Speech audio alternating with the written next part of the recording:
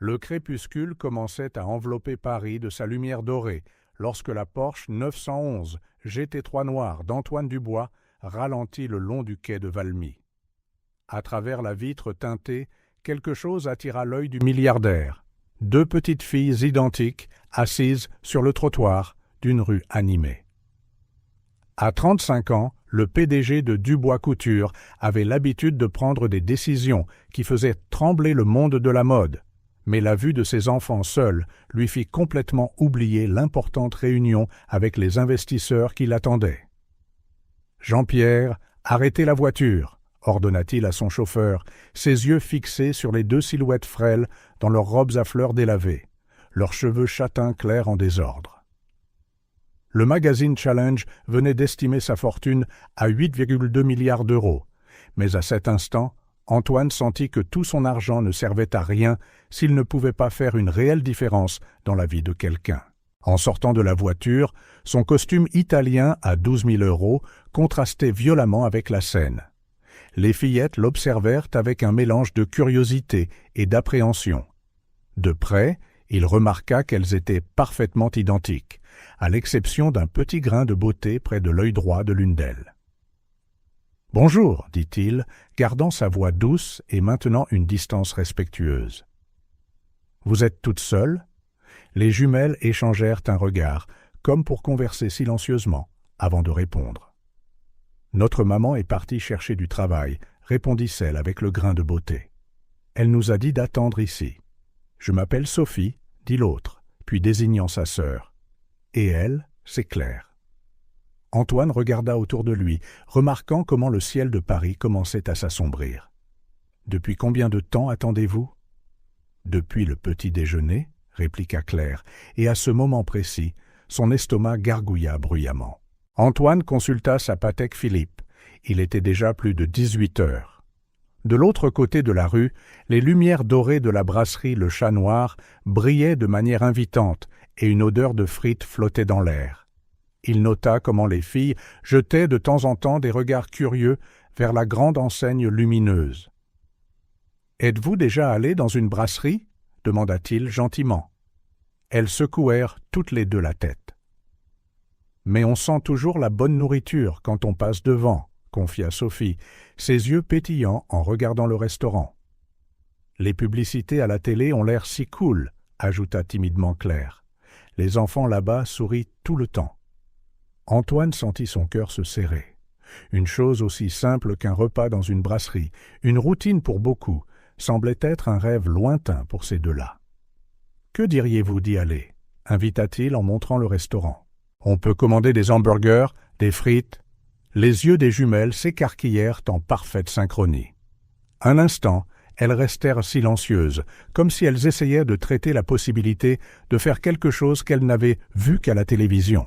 « Est-ce qu'on peut avoir ce grand burger qu'ils montrent toujours à la télé ?» demanda Sophie, sa voix contenant à peine son excitation. « Comment ça s'appelle, Claire ?»« Le Super Burger », termina Claire, prononçant le nom comme si c'était quelque chose de magique. Antoine sourit. « Bien sûr. Et saviez-vous qu'ils ont aussi un dessert ? Une glace spéciale appelée une coupe gourmande avec des pépites de chocolat. » « Avec du vrai chocolat ?» interrompit Sophie, ses yeux maintenant incroyablement grands.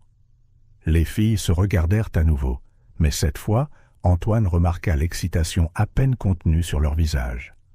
Pourtant, il y avait une trace d'hésitation. « Maman nous a dit de ne pas aller avec des inconnus, » marmonna Claire, bien que son regard restât fixé sur le restaurant lumineux.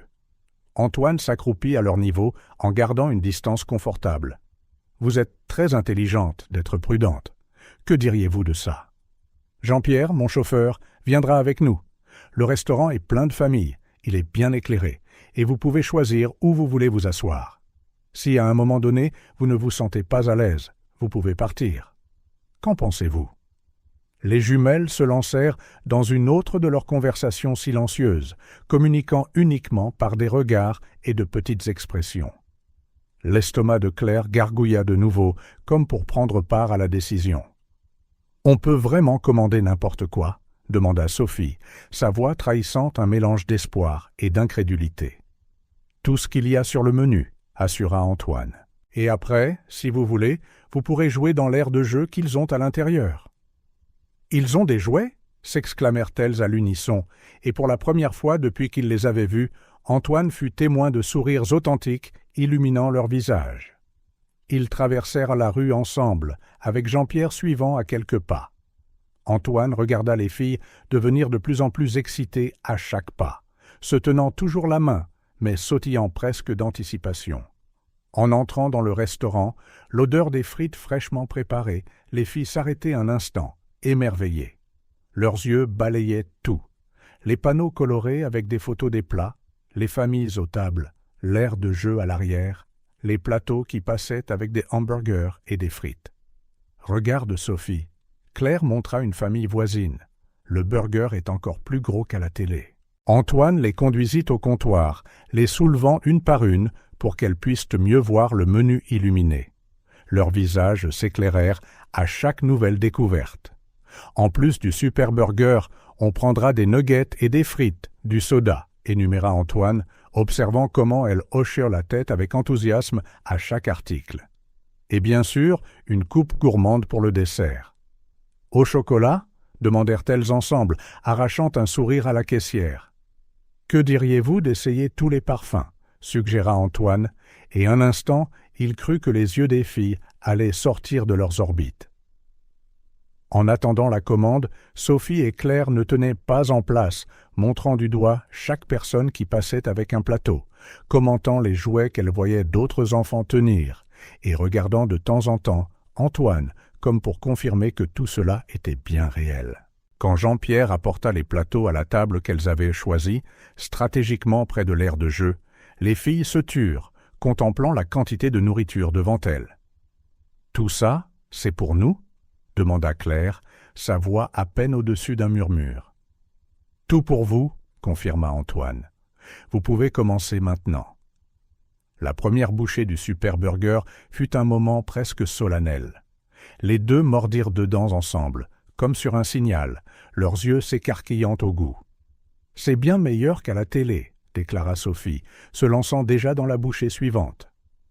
Pendant que les filles savouraient leur premier repas dans une brasserie, Antoine les observait avec un mélange de joie et d'inquiétude. Où était leur mère? Que s'était-il passé pour que deux jeunes enfants attendent si longtemps dans la rue? Dehors, le ciel était maintenant complètement noir, les lumières de Paris offrant leur propre spectacle à travers les fenêtres du restaurant. Antoine savait qu'il devait prendre une décision. Il ne pouvait pas simplement laisser deux enfants retourner dans la rue, mais il devait aussi trouver un moyen de les aider sans les effrayer. Alors que Sophie et Claire se partageaient le dernier nugget de poulet avec une précision que seules des jumelles pouvaient avoir et discutaient de l'attraction de l'aire de jeu à essayer en premier, Antoine commença à formuler un plan. D'une manière ou d'une autre, il devait aider ses filles et leur mère.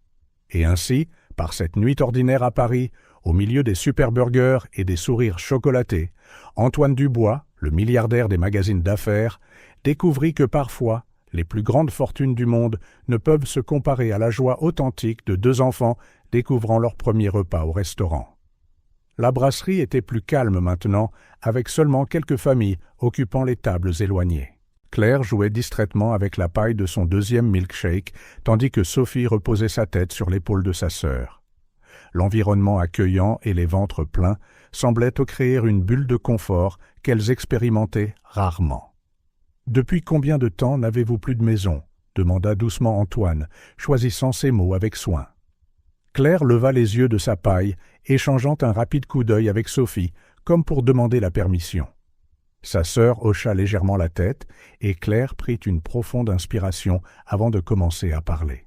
« On avait une jolie maison avant, » dit-elle, sa petite voix portant un poids qu'aucune enfant de 5 ans ne devrait connaître. Elle était petite, mais on avait notre propre chambre avec du papier peint licorne que maman avait posé pour nous. Sophie serra la main de sa sœur, lui donnant le courage de continuer. Papa travaillait dans un grand magasin et maman s'occupait de nous. Elle faisait des biscuits tous les dimanches. Claire sourit brièvement à ce souvenir. Mais ensuite, papa est tombé malade, très malade. Antoine remarqua que Jean-Pierre, assis à une table voisine, feignant de lire le journal, mais clairement attentif, se redressa sur sa chaise. « Maman a dit que l'hôpital coûtait trop cher, » continua Claire, ses doigts traçant maintenant le bord de la table. Elle a commencé à travailler à 2 endroits, mais ce n'était toujours pas assez. Papa était de plus en plus malade, et on a dû vendre beaucoup de choses, même ma boîte à musique de la Reine des Neiges, ajouta doucement Sophie, et Claire hocha la tête. Un jour, Claire déglutit difficilement. Papa est allé à l'hôpital et n'est jamais revenu. Maman a beaucoup pleuré, et peu de temps après, des hommes avec des papiers sont venus dire qu'on devait quitter notre maison. Antoine sentit son cœur se serrer. Combien de familles traversent des situations similaires chaque jour? Combien d'enfants voient leur vie bouleversée par un système qui ne pardonne pas? Au début, on est resté chez tante Martine, poursuivit Claire. Mais elle aussi avait des problèmes d'argent et son appartement était minuscule. Alors on a commencé à beaucoup déménager. On a dormi dans 5 endroits différents, ajouta Sophie, levant 3 doigts sur une main et 2 sur l'autre pour illustrer. Claire hocha la tête. Le dernier endroit était une petite chambre que maman louait, mais hier, le propriétaire a dit qu'il avait besoin de la chambre pour quelqu'un qui pouvait payer plus. Alors on a dû partir. La fillette fit une pause, prenant une gorgée de son milkshake avant de continuer. Antoine remarqua que certaines personnes aux tables voisines avaient cessé de manger et écoutaient discrètement l'histoire. « Maman essaie toujours de faire croire que tout est une aventure pour qu'on ne soit pas triste, » dit Claire, un petit sourire apparaissant sur son visage. Quand on doit dormir dans des endroits différents, elle dit qu'on est des exploratrices à la recherche d'une nouvelle maison magique. « Et quand il n'y a pas assez de nourriture, » ajouta Sophie, elle fait un jeu pour tout diviser en petits morceaux égaux. On est devenu très forte à ça. Claire hocha la tête. On a appris beaucoup de choses, comme rester silencieuse quand maman doit travailler tard et qu'on doit attendre. Comment ne pas faire de bruit dans les foyers pour ne pas déranger les autres. Comment garder de la nourriture pour les jours difficiles. Antoine remarqua quelques personnes aux tables voisines essuyant discrètement des larmes. Une femme plus âgée avait la main sur son cœur, secouant la tête de tristesse. « Le plus dur, » continua Claire, sa voix devenant plus basse, « c'est quand les gens nous regardent comme si on était invisible, ou quand ils font une grimace parce que nos vêtements sont sales ou vieux. Maman dit toujours que ce qui compte, c'est d'avoir un cœur pur, mais parfois, ça fait quand même mal. » Sophie serra sa sœur dans ses bras et Claire sourit avec reconnaissance avant de poursuivre. Mais tout n'est pas mauvais. Parfois, on rencontre des gens gentils, comme Madame Dubois de la boulangerie qui nous donne toujours le pain invendu à la fin de la journée, ou Monsieur Martin du kiosque à journaux qui nous laisse lire des bandes dessinées quand il pleut et qu'on a besoin d'un abri. « Et maintenant, toi, » ajouta Sophie en regardant Antoine avec des yeux brillants, qui nous a emmenés pour la première fois dans une brasserie. Claire hocha la tête avec enthousiasme. On a toujours voulu venir ici. Chaque fois qu'on passait devant, maman disait qu'un jour, quand les choses iraient mieux, elle nous y emmènerait. Elle sera si contente quand on lui racontera. La fillette fit une pause, son visage prenant une expression plus sérieuse. « Sais-tu quel est notre plus grand rêve ?» demanda-t-elle en regardant droit dans les yeux d'Antoine. « Lequel ?» répondit-il doucement. « Avoir de nouveau une vraie maison, avec notre propre chambre où on peut mettre des dessins sur le mur, et une cuisine où maman peut faire des biscuits le dimanche, comme avant. » Claire sourit d'un air rêveur. « Et peut-être même avoir un chiot. Il peut être petit, » ajouta rapidement Sophie. « Ça ne nous dérange pas s'il est petit, du moment qu'il est à nous. »« Sais-tu quel est le rêve de maman ?» continua Claire. « Elle pense qu'on ne l'entend pas, mais parfois, quand elle croit qu'on dort, elle se parle à elle-même. Elle rêve de pouvoir nous donner 3 repas par jour, de nous envoyer à l'école et de ne plus jamais nous laisser attendre pendant qu'elle cherche du travail. » Antoine essaya de cacher l'émotion dans sa voix. « Votre maman a l'air d'être une personne très spéciale. C'est la meilleure maman du monde, » déclarèrent les jumelles à l'unisson, provoquant des sourires émus chez les quelques clients encore présents dans le restaurant. Même quand il n'y a rien à manger, elle trouve toujours un moyen de nous faire sourire, expliqua Claire. Elle raconte des histoires, chante des chansons et nous apprend des choses. Savais-tu qu'elle nous apprend à lire? Chaque fois qu'elle trouve des morceaux de vieux journaux ou de magazines, elle les utilise pour nous apprendre les lettres. Et les maths aussi, ajouta Sophie avec enthousiasme. On apprend à tout compter. Les gens dans la rue, les voitures qui passent, les pièces quand quelqu'un est gentil et donne quelque chose à maman. Claire hocha la tête. Maman dit que l'éducation est la seule chose que personne ne peut nous enlever. C'est pour ça qu'elle insiste pour nous apprendre, même quand elle est très fatiguée. Antoine observait les filles avec un mélange d'admiration et de tristesse. Malgré toutes les difficultés, elles avaient une lumière dans les yeux, un espoir inébranlable. Et leur mère, même au milieu de tant d'adversité, trouvait la force de transformer chaque moment difficile en une opportunité d'apprentissage et de croissance. Une employée de la brasserie qui nettoyait les tables voisines ne put cacher ses larmes en écoutant l'histoire. Discrètement, elle s'approcha de la table des filles et posa 2 jouets de menu enfant à côté d'elle, avec un doux sourire. Claire et Sophie regardèrent les jouets avec de grands yeux, pleins de surprise et de joie. « On peut les garder ?» demandèrent-elles à Antoine. « Bien sûr que vous pouvez, » répondit-il, remerciant l'employé d'un hochement de tête. Les filles serrèrent les jouets comme s'ils étaient des trésors précieux. « On les montrera à maman !» s'exclama Claire excitée. « Elle sera si heureuse de voir qu'on s'est fait un ami si gentil. » Antoine sentit son cœur se serrer à nouveau. Dans son monde de réunions d'entreprises et d'affaires à plusieurs milliards, il était facile d'oublier qu'il y avait des gens, des familles entières, qui luttaient quotidiennement juste pour survivre. L'histoire de Claire et Sophie, racontée avec la sincérité unique des enfants, était un puissant rappel de la cruauté du destin, mais aussi de la résilience de l'esprit humain, même dans les circonstances les plus difficiles. En regardant les jumelles, qui jouaient maintenant joyeusement avec leurs nouveaux jouets, Antoine prit une décision.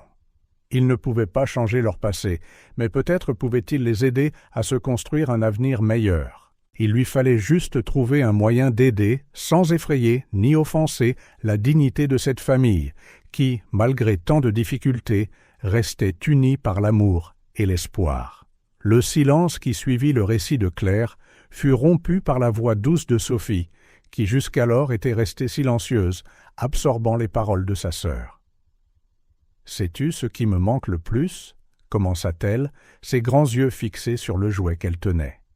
« L'odeur du café le matin. » Antoine, encore ému par l'histoire de Claire, tourna son attention vers Sophie. La fillette semblait perdue dans ses souvenirs, un petit sourire nostalgique sur son jeune visage. « Chaque matin, continua-t-elle, maman faisait du café, et l'odeur arrivait jusqu'à notre chambre. C'était comme un réveil agréable. Claire se réveillait toujours la première, mais elle m'attendait pour qu'on aille ensemble dans la cuisine. Claire serra la main de sa sœur, l'encourageant à continuer.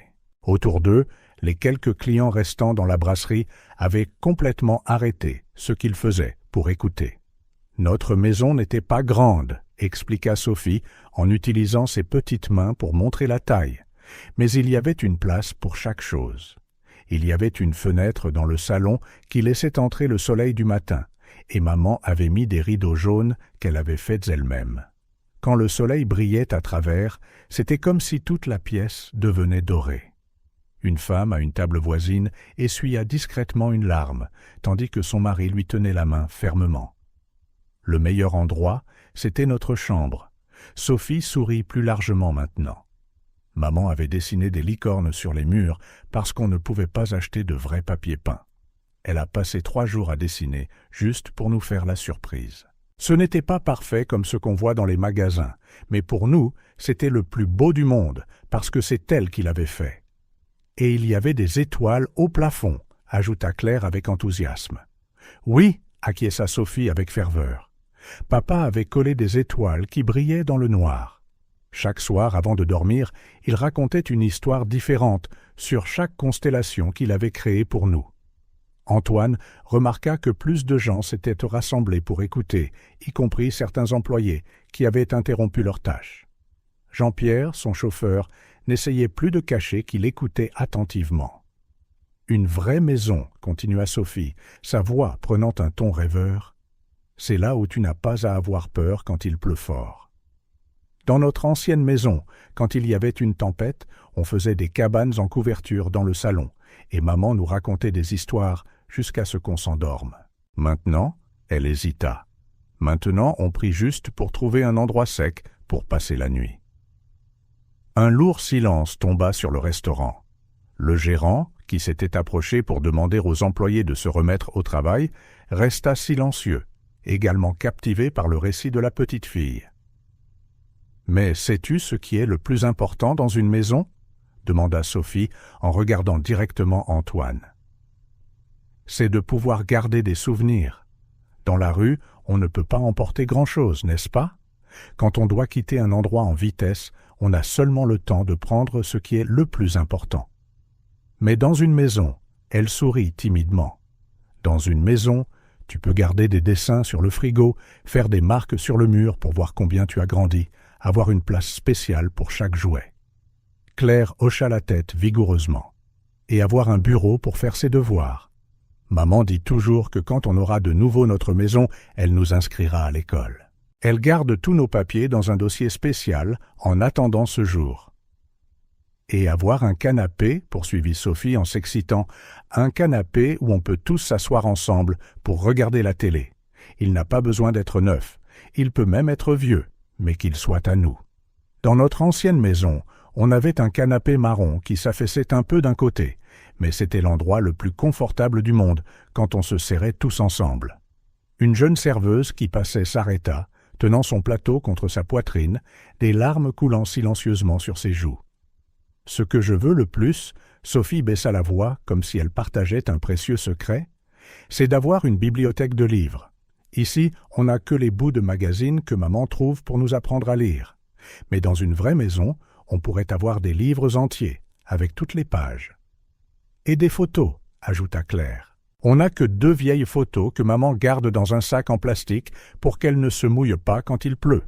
Dans une maison, on pourrait avoir un mur plein de photos, comme on avait avant. » Sophie prit une serviette et commença à dessiner avec un stylo qu'Antoine lui avait prêté. « Regarde, ce serait quelque chose comme ça, » expliqua-t-elle, faisant des traits enfantins mais déterminés. Ici, ce serait la cuisine où maman peut refaire des biscuits. Voici notre chambre, avec 2 lits côte à côte parce qu'on n'aime pas dormir séparés. Et ici, elle montra un espace sur le dessin. C'est un petit coin juste pour maman, avec un fauteuil confortable pour qu'elle puisse se reposer après le travail au lieu de dormir sur le sol dur. À ce moment-là, plusieurs personnes dans le restaurant pleuraient ouvertement. Un homme plus âgé se leva de sa table et se dirigea vers le gérant, lui chuchotant quelque chose à l'oreille. Le gérant hocha la tête discrètement, essuyant ses propres yeux. « Et sais-tu ce qu'une vraie maison a d'autre ?» poursuivit Sophie, les yeux brillants. « De bonnes odeurs, comme l'odeur des vêtements propres, de la nourriture sur le feu, du café du matin. En ce moment, tout ce qu'on sent, c'est la rue, la pluie, parfois les poubelles. Mais dans une maison, elle ferma les yeux comme si elle pouvait l'imaginer. Tout sent bon. Et il y a des sons aussi, ajouta Claire. De bons sons. Comme la télé qui joue doucement, l'horloge qui fait tic-tac, la machine à laver qui tourne. Et le silence, termina doucement Sophie. Parfois, dans la rue, c'est si bruyant qu'on ne peut pas dormir.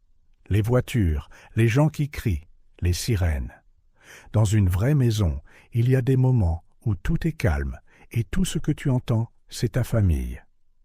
Antoine réalisa que tout le restaurant était tombé dans le silence, des dizaines de personnes absorbant les paroles sincères et profondes d'une simple enfant de 5 ans. « Mais sais-tu ce qui est le plus important dans une maison ?» demanda Sophie en regardant toutes les personnes qui l'observaient. « C'est de pouvoir inviter des amis à venir. On ne peut jamais vraiment se faire d'amis dans la rue parce qu'on ne sait jamais où on sera le lendemain. » Mais dans une maison, elle sourit timidement à Antoine. On pourrait t'inviter à prendre le petit déjeuner n'importe quel jour. C'en était plus que beaucoup de personnes présentes ne pouvaient supporter. La femme plus âgée de la table voisine se leva et, avec la permission d'Antoine, serra les 2 filles dans ses bras. Bientôt, d'autres s'approchèrent, certains offrant des mots de réconfort. d'autres voulant simplement être proches de ces enfants qui, avec une telle pureté et sagesse, avaient rappelé à tous le vrai sens du mot foyer. Le gérant de la brasserie, après sa conversation avec l'homme plus âgé, s'approcha de la table avec une boîte pleine de repas et de jouets. « Pour que vous l'apportiez à votre maman, expliqua-t-il, la voix étranglée par l'émotion. « Et revenez quand vous voulez, vous serez toujours les bienvenus ici. » Sophie et Claire regardèrent toute cette gentillesse avec un mélange de surprise et de gratitude. C'était comme si, un instant, la brasserie s'était transformée en la maison dont elles rêvaient tant, un endroit chaleureux et accueillant où les gens se souciaient vraiment. Antoine observait tout en silence, le cœur déchiré entre la douleur de voir une telle souffrance et l'admiration pour la force et l'espoir de ses filles. Dans sa poche, son téléphone vibrait sans cesse, probablement le conseil d'administration exigeant sa présence à la réunion. Mais pour la première fois de sa vie de milliardaire, Antoine Dubois était absolument certain d'être exactement là où il devait être. Alors que Sophie continuait son dessin sur la serviette, ajoutant maintenant de petits détails comme des rideaux aux fenêtres et des fleurs dans le jardin, Antoine commença à former un plan dans son esprit. Ses filles et leur mère n'avaient pas seulement besoin d'une maison physique, elles avaient besoin d'une chance de reconstruire leur vie avec dignité. Et peut-être, juste peut-être, le destin l'avait placé là, à ce moment précis, pour aider à réaliser leurs rêves. La nuit était tombée depuis longtemps sur Paris lorsque la Porsche d'Antoine quitta les grandes avenues, suivant des rues plus calmes sous la direction des jumelles. Le contraste entre l'intérieur luxueux de la voiture et la scène qui se déroulait au-delà de la vitre devenait de plus en plus prononcé. Sophie et Claire, blotties sur la banquette arrière en cuir italien, serraient de leur sac de la brasserie comme s'il s'agissait de trésors précieux. « Tournez là, après ce bâtiment aux murs décrépits », indiqua Claire en montrant à travers la vitre, sa voix portant un mélange particulier de fierté et d'hésitation. « C'est là qu'on vit maintenant », ajouta Sophie. « Mais ce n'est pas aussi terrible que ça en a l'air. » Maman l'a rendu jolie. Antoine échangea un regard significatif avec Jean-Pierre dans le rétroviseur alors que la voiture tournait au coin de la rue. Ce qui apparut était un terrain vague coincé entre deux immeubles abandonnés où plusieurs personnes avaient improvisé des abris avec des matériaux trouvés, des bouts de bois, des bâches délavées, du carton et des tôles rouillées. « C'est là !» s'exclamèrent les jumelles à l'unisson, montrant une structure qui, bien que simple, se distinguait des autres par son organisation. Antoine gara la voiture à une distance respectueuse. Autour d'eux, certaines personnes jetaient des regards las sur le véhicule de luxe, tandis que d'autres se rassemblaient autour de petits feux improvisés pour se réchauffer dans la nuit parisienne fraîche. « Maman a eu ce bois d'un chantier », expliqua fièrement Sophie. « Monsieur Gérard, qui y travaille, l'a laissé prendre les morceaux qu'il jetait, et elle a tout doublé de carton à l'intérieur pour qu'on n'ait pas si froid, ajouta Claire. Elle a même mis des rideaux qu'elle a fait avec de vieux draps. Alors qu'ils se dirigeaient vers l'abri, Antoine observa les détails qui révélaient l'effort extraordinaire d'une mère pour créer un environnement un minimum digne pour ses filles. Un petit tapis usé mais propre marquait l'entrée. Des dessins colorés des filles étaient soigneusement attachés aux murs en bois, protégés de l'humidité par des sacs en plastique. Une corde à linge improvisée servait d'étendoir pour quelques vêtements qui, bien que visiblement usés, étaient méticuleusement propres et se balançaient dans la brise nocturne. « Maman, maman !» appelèrent les jumelles à l'unisson, leur voix excitée, résonnant à travers le terrain. Une jeune femme sortit de l'abri et Antoine sentit son cœur se serrer. Anne ne devait pas avoir plus de 30 ans, mais ses yeux portaient le poids de quelqu'un qui avait vécu plusieurs vies en une. Malgré ses vêtements simples et la fatigue évidente sur son visage, il y avait une dignité naturelle dans son allure qui commandait le respect. Ses cheveux châtain clair, attachés en un simple chignon, encadraient un visage qui, bien que marqué par l'inquiétude, conservait encore des traces d'une beauté sereine. « Mais petite !» s'exclama-t-elle en serrant ses filles dans ses bras, bien que ses yeux ne quittassent jamais la silhouette bien habillée d'Antoine. J'étais si inquiète. « Où étiez-vous ?»« Dans une brasserie, maman. » Sophie sautillait presque d'excitation. Antoine nous y a emmenés et on t'a apporté à manger aussi. On a eu des super burgers et des frites et de la glace, ajouta Claire en tendant son sac comme un trophée. Anne se releva lentement, se positionnant instinctivement entre ses filles et l'inconnu. « Antoine Dubois, madame » se présenta-t-il avec un hochement de tête respectueux, gardant une distance qui reconnaissait son appréhension. « J'ai trouvé vos filles qui attendaient dans la rue, et... »« Il a été incroyable, maman » l'interrompit Claire. « Il nous a laissé commander tout ce qu'on voulait et nous a donné des jouets » ajouta Sophie en montrant son jouet. Anne étudia Antoine attentivement, ses yeux reflétant le conflit intérieur entre la gratitude et la méfiance. « Pourquoi avez-vous aidé mes filles ?» Antoine choisit ses mots avec soin. « Parce qu'aucun enfant ne devrait passer toute la journée sans manger. Vos filles sont extraordinaires, Madame Moreau. Polies, intelligentes et avec un cœur énorme. Vous devez être une mère remarquable. » Quelque chose dans la sincérité de ces paroles sembla atteindre Anne. Ses épaules se détendirent légèrement, bien que la prudence persistât dans ses yeux. Maman tira doucement Sophie sur sa manche. « On peut montrer nos nouveaux jouets à Madame Colette, s'il te plaît ?»« S'il te plaît ?» Anne regarda ses filles avec amour, puis de nouveau Antoine, comme pour évaluer la situation.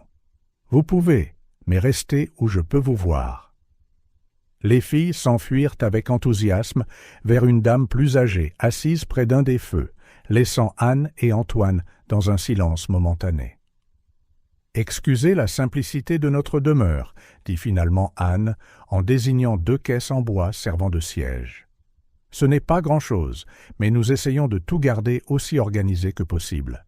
Il est très clair combien de soins et d'amour vous mettez dans cet endroit, » répondit Antoine sincèrement, s'asseyant sur l'une des caisses. Anne s'assit sur l'autre, ses mains agitées sur ses genoux, trahissant sa nervosité. Un instant, seul le son lointain des rires des filles et le crépitement des feux emplirent l'air. « Je n'aurais jamais imaginé que notre vie tournerait ainsi, » commença-t-elle, la voix à peine au-dessus d'un murmure. « Nous avions une vie normale, vous savez. Nous n'étions pas riches, mais nous étions heureux. Robert, mon mari, était musicien. Je restais à la maison avec les filles. Je donnais des cours particuliers de couture pour gagner un peu d'argent. Nous avions des projets, des rêves. » Sa voix se brisa et il lui fallut un moment pour se ressaisir avant de continuer. Puis le diagnostic est tombé. Le cancer. Au début, nous pensions que ce serait quelque chose de traitable. Notre assurance couvrait les premières procédures. Mais ensuite, elle déglutit difficilement, les complications ont commencé. Nous avions besoin de traitements plus chers, de médicaments spécifiques. Nous avons d'abord vendu la voiture, puis les meubles que nous pouvions. J'ai pris 2 emplois, ménage le jour, caissière dans une pharmacie la nuit. Les filles restaient avec ma sœur, mais elle avait ses propres problèmes financiers. Antoine écoutait attentivement, le cœur lourd à chaque nouveau détail. Anne continua, la voix maintenant étranglée par l'émotion. Robert allait de plus en plus mal, mais il refusait d'abandonner. « Mes filles ont besoin de moi, » disait-il. Même dans les pires moments, quand la douleur était insupportable, il trouvait encore la force de raconter des histoires à Sophie et Claire avant de dormir. Mais les factures n'arrêtaient jamais. La banque a commencé à nous presser pour les paiements de notre hypothèque. J'ai dû quitter un emploi pour m'occuper de Robert à plein temps. C'est là que tout a commencé à s'effondrer. Des larmes silencieuses glissèrent sur le visage d'Anne, mais elle les essuya rapidement, comme si elle ne pouvait pas se permettre de montrer de la faiblesse. Quand Robert est parti, c'est comme si le dernier pilier qui soutenait notre vie s'était brisé. Nous n'avons pas pu garder la maison et nous avons perdu presque tout ce qui nous restait. Ma sœur nous a accueillis pendant un certain temps, mais son appartement était si petit et son mari a commencé à se plaindre. Après cela, ce fut une série d'endroits temporaires, chacun pire que le précédent. Les filles m'ont dit que vous continuez à les éduquer, même dans ces circonstances, commenta doucement Antoine. Un petit sourire illumina le visage fatigué d'Anne. C'est ma façon de garder l'espoir en vie. Je transforme tout en une opportunité d'apprentissage. Compter les voitures qui passent pour les maths, lire les panneaux de rue pour les lettres, inventer des histoires sur les constellations que nous pouvons voir entre les bâtiments.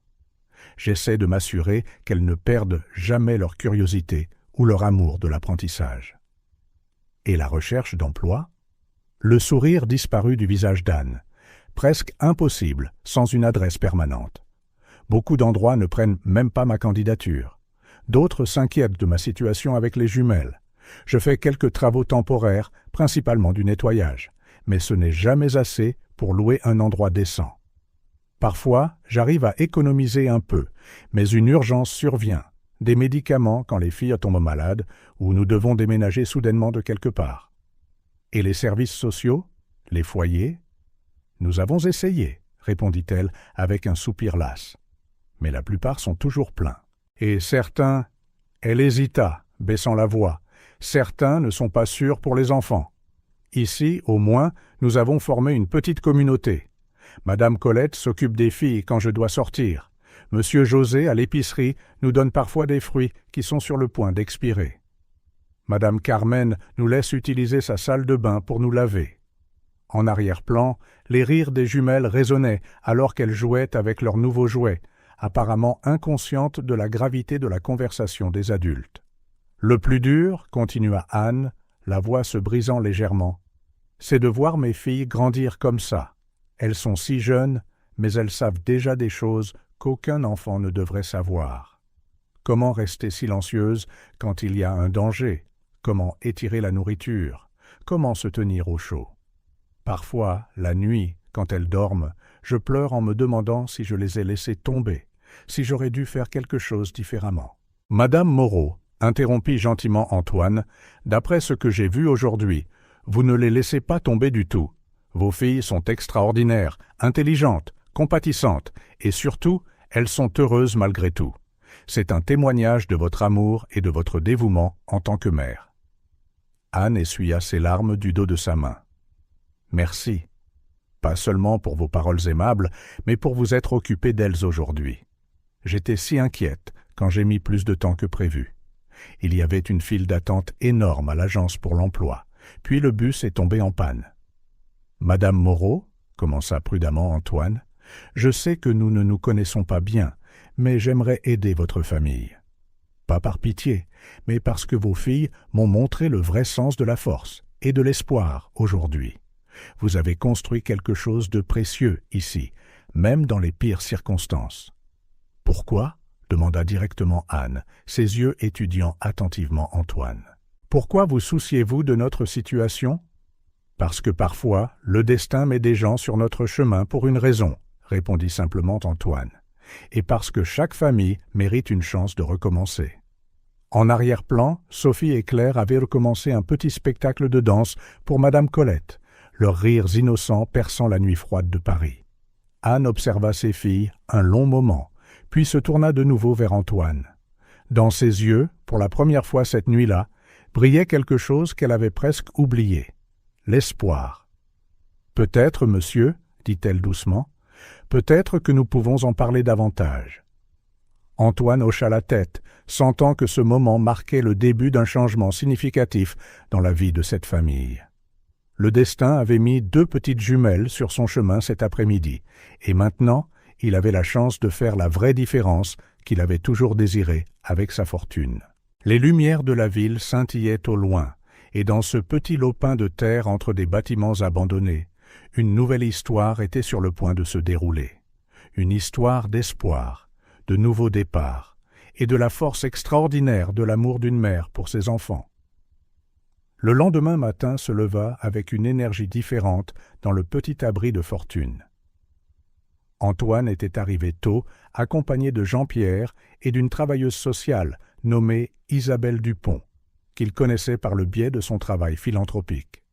La luxueuse Porsche était garée à la même distance respectueuse que la veille, maintenant rejointe par une camionnette banalisée. Anne était réveillée depuis le premier rayon de soleil, une habitude qu'elle avait développée après des années de recherche d'emploi temporaire. Les jumelles dormaient encore, emmitouflées sous leur couverture, leurs visages paisibles ignorant les changements qui allaient avoir lieu dans leur vie. « Bonjour, Madame Moreau », salua doucement Antoine, attentif aux autres habitants du site qui dormaient encore. « J'espère qu'il n'est pas trop tôt. »« Pas du tout, » répondit nerveusement Anne, essayant de lisser ses cheveux. Isabelle s'avança, son sourire professionnel, sincèrement chaleureux. « Madame Moreau, je suis Isabelle Dupont, une assistante sociale. Monsieur Dubois m'a expliqué votre situation et je suis là pour vous aider, de toutes les manières possibles. » Anne regarda avec hésitation de l'un à l'autre, clairement mal à l'aise avec cette attention soudaine. Antoine remarqua son appréhension et se hâta d'expliquer. « Madame Moreau, je sais que cela peut sembler accablant, mais j'aimerais commencer par vous aider avec quelques besoins de base immédiats. Isabelle est là pour s'assurer que tout est fait correctement et professionnellement. » À ce moment, Sophie et Claire commencèrent à s'agiter, leurs yeux endormis s'écarquillant en reconnaissant Antoine. « Antoine !» s'exclamèrent-elles à l'unisson, courant pour le serrer dans leurs bras sans la moindre réserve. « Les filles !» gronda doucement Anne, mais Antoine gloussa. « C'est bon, assura-t-il. En fait, je vous ai apporté une surprise. » Jean-Pierre commença à décharger des sacs de la camionnette et les yeux des jumelles brillèrent de curiosité. « D'abord, » commença Antoine en s'adressant à Anne, « nous avons apporté quelques fournitures de base, de la nourriture, des produits d'hygiène, des vêtements. »« C'est très gentil, » l'interrompit Anne, visiblement mal à l'aise, « mais je ne peux pas accepter autant. »« S'il vous plaît, » intervint doucement Isabelle, « ce n'est pas de la charité, c'est un soutien. Nous avons tous besoin d'aide parfois. » Antoine hocha la tête. « J'ai aussi quelques propositions que j'aimerais discuter avec vous. Concernant le logement, l'éducation des filles, les opportunités d'emploi, » les jumelles, qui exploraient les sacs avec Jean-Pierre, poussèrent des cris de joie en trouvant de nouveaux vêtements. « Maman, regarde !» Sophie tendit une robe bleu ciel. « Elle est si jolie, et il y a des chaussures aussi !» ajouta Claire, tenant une paire de baskets roses. Anne regarda la scène les larmes aux yeux, déchirée entre la fierté et la nécessité d'accepter de l'aide. Isabelle s'approcha d'elle discrètement. « Madame Moreau, je sais qu'il est difficile d'accepter l'aide d'étrangers, mais regardez vos filles. Ne méritent-elles pas cette chance ?» Antoine attendit patiemment pendant qu'Anne digérait tout. Les jumelles continuaient de découvrir des trésors dans les sacs, chaque nouvelle trouvaille accompagnée d'exclamations de joie. « Il y a des brosses à dents avec du dentifrice à la fraise », annonça Sophie. « Et du shampoing à la pomme », ajouta Claire en jetant un coup d'œil dans le sac. « Nous avons aussi apporté de nouvelles couvertures », nota Jean-Pierre en déchargeant plus d'articles de la camionnette. « Et quelques jouets éducatifs », suggéra Isabelle. Anne trouva enfin sa voix. « C'est si généreux, mais j'ai besoin de mieux comprendre ce qui se passe. » « Pourquoi tout ça ?» Antoine fit signe à tout le monde de s'asseoir. Jean-Pierre fournit quelques chaises pliantes qu'il avait apportées, créant un petit cercle pour discuter.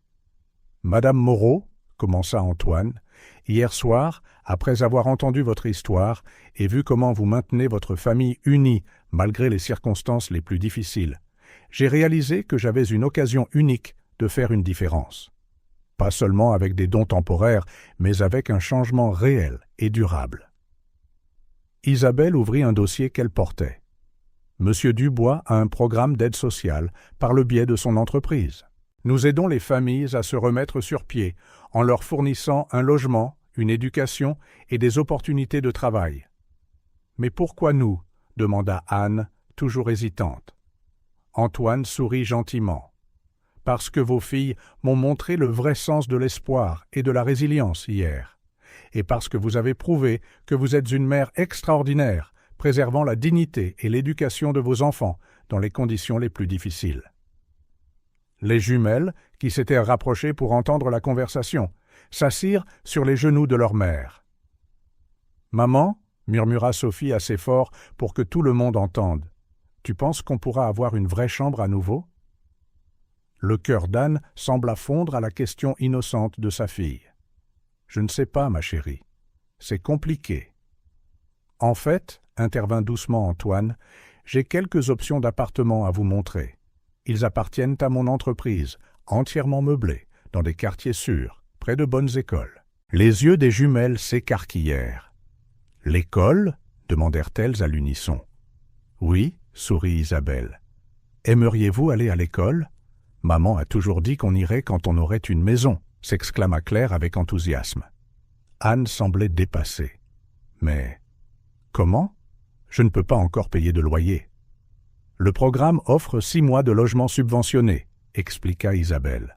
« Pendant ce temps, nous vous aidons à trouver un emploi, nous vous offrons une formation professionnelle si nécessaire, et nous vous fournissons tout le soutien dont vous avez besoin pour vous installer. Nous avons aussi des postes à pourvoir dans le domaine administratif de mon entreprise, ajouta Antoine.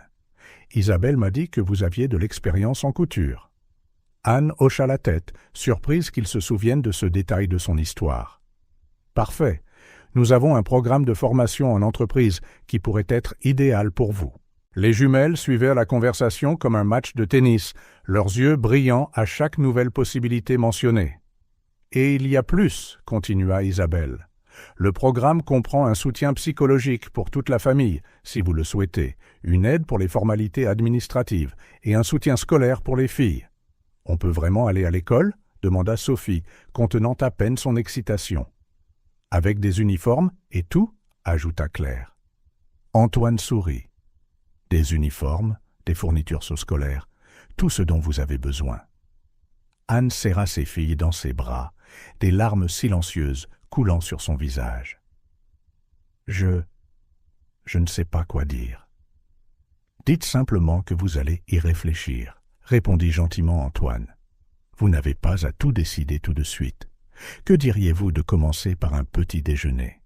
J'ai apporté quelques petites choses. » Comme sur un signal, Jean-Pierre commença à décharger des récipients contenant du café, du chocolat chaud, du pain frais, des fruits et d'autres articles pour le petit déjeuner.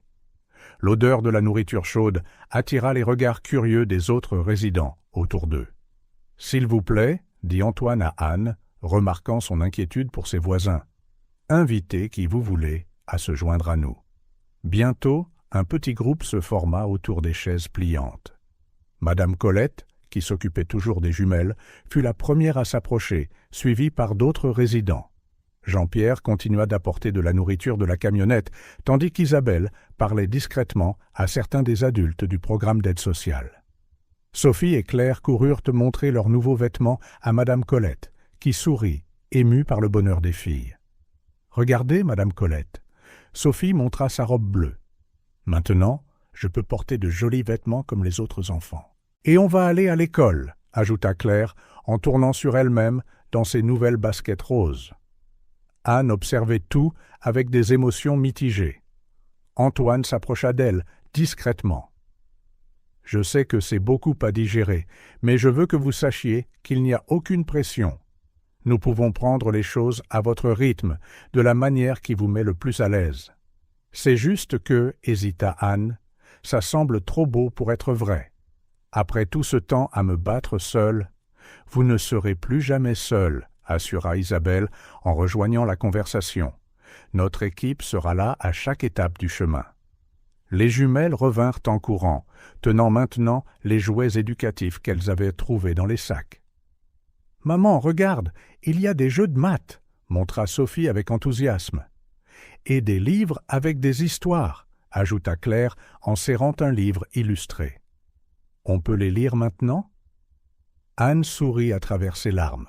« Bien sûr que vous pouvez, mes amours. » Pendant que les filles s'installaient avec leurs nouveaux trésors, Antoine, Isabelle et Anne continuaient de discuter des détails pratiques du programme. Jean-Pierre organisa discrètement les fournitures, séparant également des articles pour les autres résidents. La première étape, expliqua Isabelle, serait de visiter certains des appartements disponibles. Nous pouvons y aller aujourd'hui si vous le souhaitez. « Et pour l'école ?» demanda Anne, commençant à s'autoriser à envisager les possibilités. « Nous avons des partenariats avec plusieurs excellents établissements, » répondit Antoine. « Tous avec des programmes d'adaptation pour les enfants qui ont été déscolarisés. » La matinée avançait, et avec elle, le poids des années de lutte semblait commencer à se lever des épaules d'Anne. Les jumelles, entre 2 bouchées de pain frais et des gorgées de chocolat chaud, planifiaient déjà avec enthousiasme comment décorer leur future chambre. « On pourra avoir une bibliothèque pour nos livres ?» demanda Sophie avec espoir. « Et une petite table pour dessiner ?» intervint Claire. Antoine sourit. « Vous pourrez avoir tout ça, et plus encore. » Madame Colette s'approcha d'Anne, lui prenant les mains entre les siennes.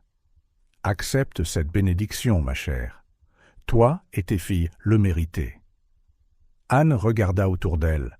Ses filles, radieuses dans leurs nouveaux vêtements. Ses voisins, partageant un vrai petit déjeuner. Antoine et son équipe, qui avaient apporté l'espoir là où il n'y avait que de l'incertitude. Et finalement, elle s'autorisa à croire qu'un vrai changement était possible. « Je pense, dit-elle doucement, je pense que nous aimerions voir ces appartements. » Les jumelles poussèrent des cris de joie, courant pour serrer leur mère dans leurs bras.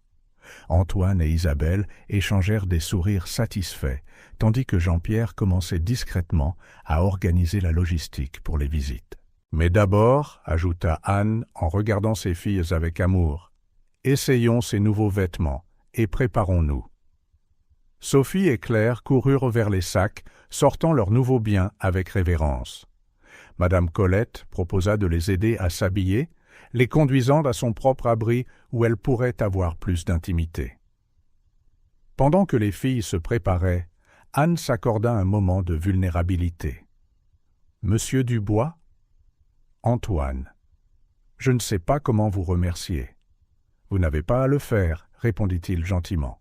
« Promettez-moi simplement que vous vous donnerez, à vous et à vos filles, la chance de reconstruire votre vie. » Anne hocha la tête, essuyant une larme tenace.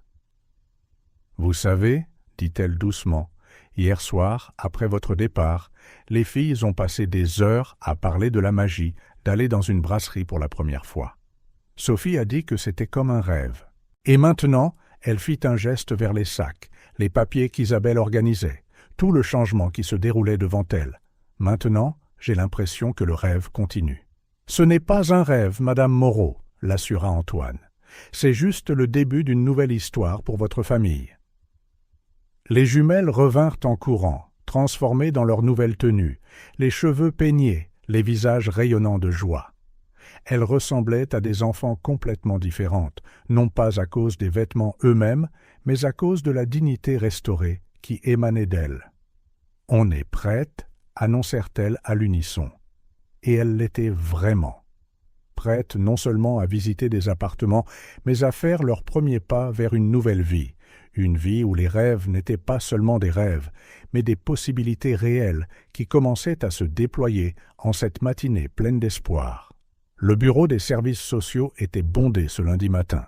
Anne serrait un dossier contenant les quelques documents qu'elle avait réussi à préserver pendant les mois de difficulté, tandis que Sophie et Claire coloriaient tranquillement dans un coin de la salle d'attente.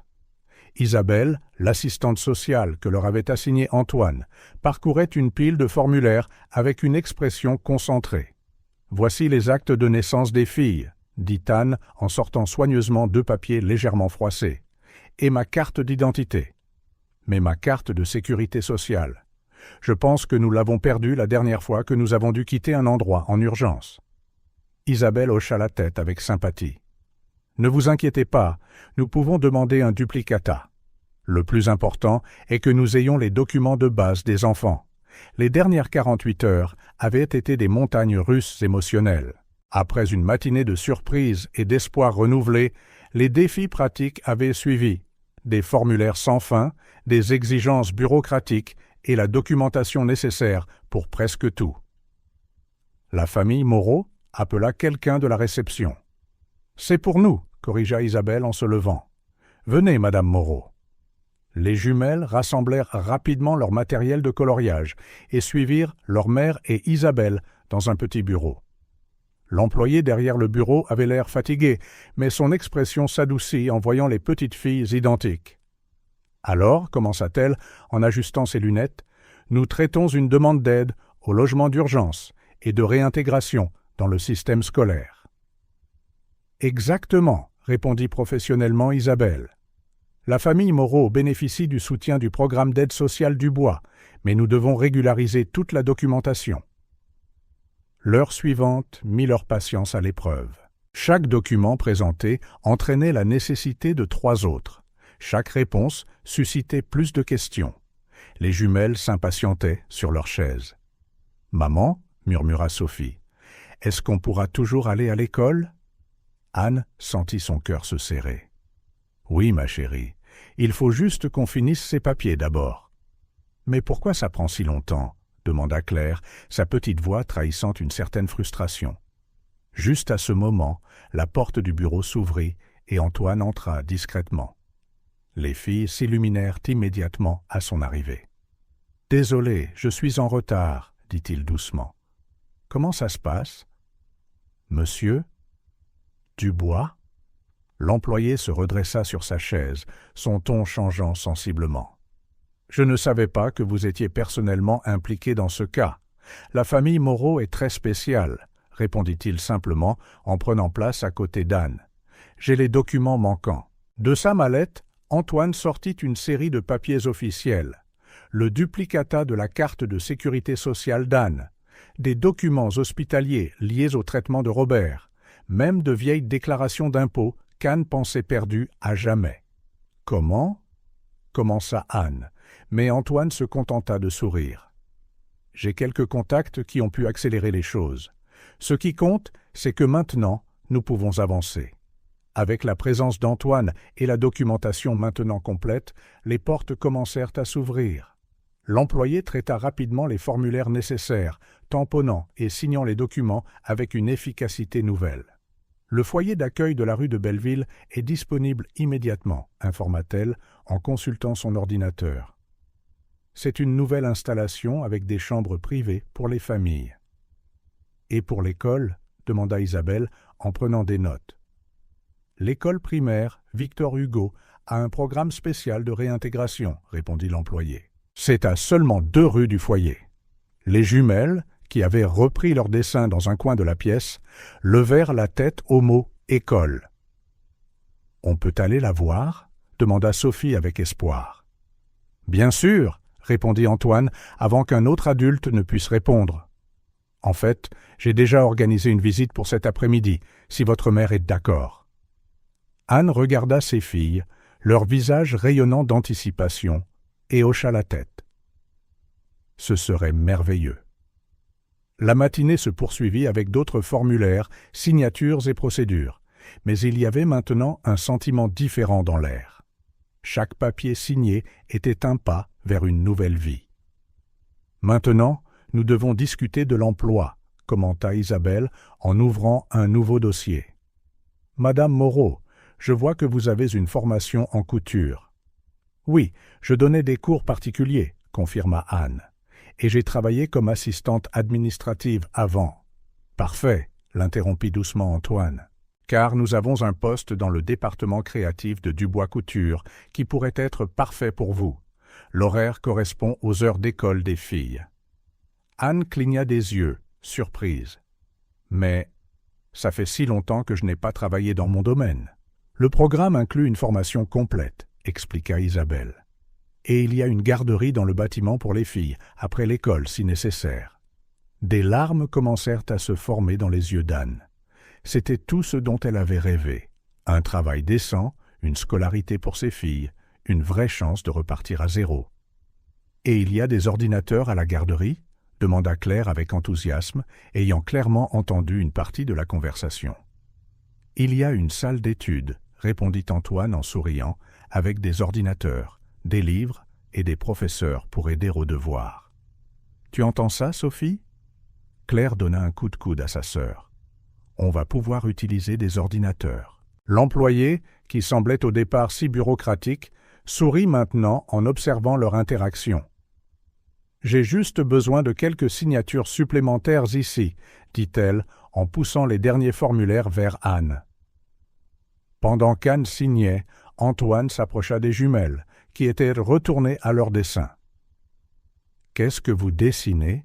demanda-t-il en regardant les papiers colorés. « C'est notre nouvelle vie, » expliqua Sophie en tendant son dessin. « Regarde, voici l'école, voici où maman va travailler, et nous voilà en train d'utiliser l'ordinateur. Et voici toi, » Claire montra une grande silhouette sur le dessin. parce que tu es notre ange gardien maintenant. » Antoine sentit une boule dans sa gorge face à l'innocence et à la confiance des filles. Isabelle, qui s'était approchée, posa une main de soutien sur son épaule. « Tout est en ordre, » annonça finalement l'employé. « Tout est traité. Vous pouvez emménager dans le foyer aujourd'hui, et les filles peuvent commencer l'école lundi prochain après leur évaluation. » Anne serra ses filles dans ses bras, qui sautèrent de joie. « Vous avez entendu ça ? On aura notre propre chambre ce soir, avec de vrais lits. »« Avec de vrais lits, » confirma Isabelle. « Et demain, nous irons acheter vos uniformes scolaires. » Alors qu'Isabelle terminait les derniers détails avec l'employé, Antoine observait la famille Moreau. Anne semblait plus légère, comme si un poids énorme avait été enlevé. Les jumelles brillaient pratiquement de bonheur, planifiant avec enthousiasme comment elles décoreraient leur nouvel espace. « Monsieur Dubois ?»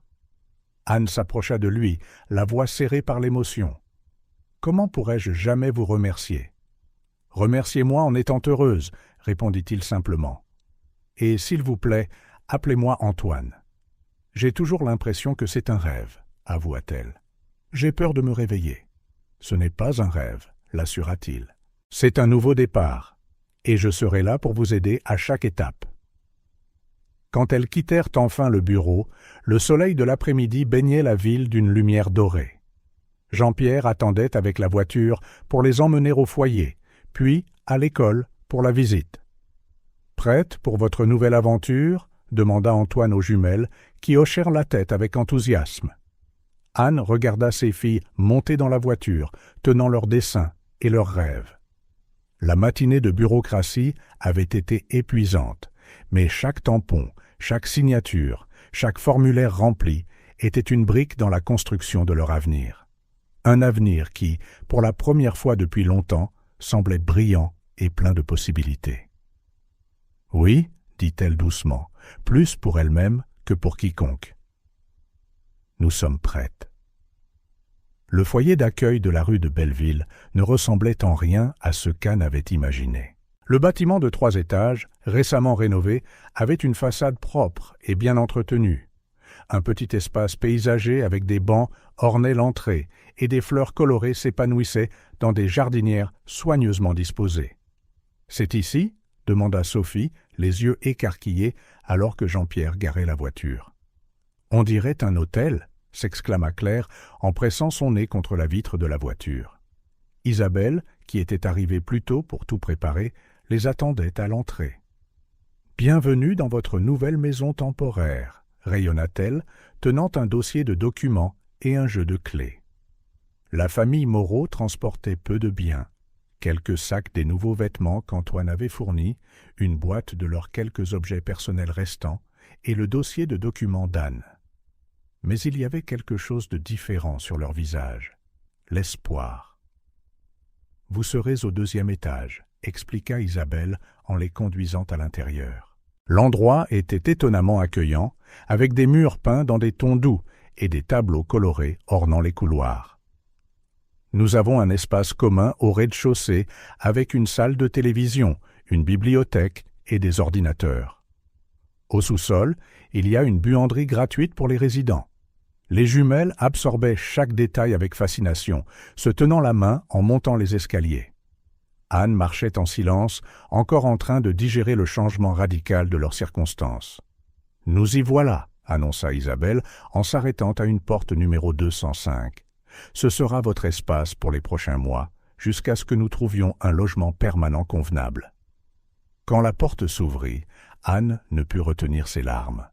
L'appartement était petit, mais impeccable, avec un salon-cuisine combiné, une chambre et une salle de bain. Le mobilier était simple mais neuf, un lit simple pour Anne dans le salon qui pouvait servir de canapé le jour, et un lit superposé pour les filles dans la chambre. « Regarde, Sophie !» Claire courut vers le lit superposé. « On peut dormir une en haut et une en bas. Et il y a un bureau. » Sophie montra un petit meuble sous la fenêtre de la chambre. « On pourra faire nos devoirs ici. » Antoine, qui avait discrètement accompagné la famille, sourit en voyant l'excitation des filles. Il y a quelques autres surprises, commenta-t-il en ouvrant le placard de la chambre. À l'intérieur, il y avait des uniformes scolaires neufs suspendus, des sacs à dos colorés et une boîte de fournitures scolaires pour chaque fille. Sur le sol du placard, 2 paires de baskets neuves étaient posées à côté de celles qu'elle portait déjà. « Tout ça est à nous ?» demanda Anne, la voix tremblante. « Tout à vous », confirma Isabelle. « Et dans la cuisine, vous trouverez des produits de base pour commencer. La cafétéria du foyer sert 3 repas par jour, mais vous pouvez aussi cuisiner ici si vous préférez. » Anne entra dans la petite cuisine, ouvrant les placards avec révérence. Assiettes, tasses, couverts, tout était neuf, propre et organisé. Le réfrigérateur contenait du lait frais, des fruits, des légumes et d'autres produits de base. « Ils ont même des biscuits », annonça Sophie en ouvrant un placard. « Et du jus de raisin », ajouta Claire en jetant un œil dans le réfrigérateur. « La salle de bain a des serviettes propres et des articles de toilette, » poursuivit Isabelle. « Et demain, un membre du personnel passera pour vous aider à vous familiariser avec le bâtiment. » Les jumelles commencèrent leur propre exploration, découvrant de petits détails qui leur semblaient être des luxes incroyables. Une lampe de chevet, des rideaux délicats, un tapis doux sur le sol de la chambre. « Il y a un endroit pour accrocher nos dessins, » remarqua Sophie en montrant un tableau en liège sur le mur de la chambre. « Et des tiroirs pour ranger nos vêtements, » ajouta Claire en ouvrant et fermant les tiroirs de la commode avec fascination. Anne s'assit sur le lit du salon, momentanément submergée par l'émotion. Antoine s'approcha doucement. « Ça va ?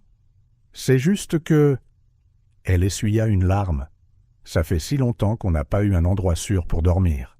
Notre propre salle de bain, une cuisine. Et ce n'est que le début, l'assura-t-il gentiment. Dans quelques mois, une fois que vous serez installés dans votre travail, nous chercherons un appartement permanent. » Isabelle les rejoignit, tenant quelques papiers. Le bâtiment a une sécurité 24h/24 et il y a toujours un travailleur social de service. Voici les règles, les horaires des repas et des informations sur les programmes disponibles. « Quel programme ?» demanda Anne en parcourant les documents. « Nous offrons des cours d'informatique, de l'aide pour les CV et des groupes de soutien, » expliqua Isabelle. « Et pour les enfants, il y a des activités périscolaires éducatives, du tutorat, même des cours d'art le week-end. » Comme si elles avaient entendu le mot magique, les jumelles accoururent de leur exploration de la chambre. « Des cours d'art ?»« Oui, » sourit Isabelle. « En fait, le groupe d'art se réunit cet après-midi, si vous souhaitez vous joindre à nous. »« On peut, maman ?» demandèrent-elles à l'unisson. Anne regarda ses filles, propres, bien habillées, souriantes, et sentit son cœur se gonfler. « Bien sûr que vous pouvez. Mais d'abord, intervint Antoine, que diriez-vous de déjeuner tous ensemble à la cafétéria? Comme ça, vous pourrez rencontrer d'autres familles et voir l'endroit. » La cafétéria, située au rez-de-chaussée, était spacieuse et lumineuse. Des tables rondes étaient dispersées dans l'espace, créant une atmosphère plus accueillante qu'un réfectoire institutionnel typique. Quelques familles mangeaient déjà, et l'arôme de la nourriture faite maison remplissait l'air. « Salut !» Une fille d'environ 6 ans s'approcha des jumelles. « Vous êtes nouvelles? Vous voulez vous asseoir avec nous ?» Sophie et Claire regardèrent leur mère, qui hocha la tête pour les encourager. En quelques minutes, les 3 filles discutaient joyeusement à une table voisine, pendant que les adultes se servaient au buffet. « Les enfants s'adaptent généralement plus vite, » commenta Isabelle en observant l'interaction. « C'est incroyable avec quelle facilité ils se font des amis, » observa Anne, regardant ses filles avec un mélange de joie et d'admiration. Après tant de mois d'isolement forcé, les voir interagir normalement avec un autre enfant était comme un baume pour son âme. « Madame Moreau, » dit doucement Antoine, « je dois me rendre au bureau pour régler quelques affaires, mais Isabelle restera ici pour vous aider avec tout ce dont vous aurez besoin. Demain, je reviendrai pour que nous puissions visiter l'école. »« Antoine ?» Anne lui toucha le bras avant qu'il ne puisse partir. « Merci. Pas seulement pour le soutien matériel, mais pour avoir rendu la dignité à ma famille. » Il sourit, clairement ému. La dignité a toujours été là, Madame Moreau. Vous ne l'avez jamais perdue. Vous aviez juste besoin d'une chance de vous reconstruire. » Après le départ d'Antoine, Anne rejoignit ses filles pour le déjeuner. La nourriture était simple mais savoureuse, et pour la première fois depuis longtemps, elle pouvait savourer un repas sans hâte ni souci. « Maman » appela Sophie entre deux bouchées. « Lucie a dit qu'il y a une soirée cinéma dans la salle de télé. On peut regarder ? Et demain, il y a l'heure du conte à la bibliothèque » ajouta Claire avec enthousiasme. Anne sourit, ressentant une paix qu'elle n'avait pas ressentie depuis longtemps. « On peut faire tout ça, mes petites. On a le temps maintenant. » Plus tard dans l'après-midi, après le cours d'art où les jumelles avaient créé leur première peinture pour décorer leur nouvelle chambre, la famille Moreau se prépara pour sa première nuit au foyer. Le bain du soir, autrefois un défi logistique quotidien, était maintenant un moment de plaisir, avec de l'eau chaude et des serviettes douces. « Je peux dormir sur le lit du haut ce soir » demanda Sophie, déjà en pyjama neuf. « Non, c'est mon tour » protesta Claire.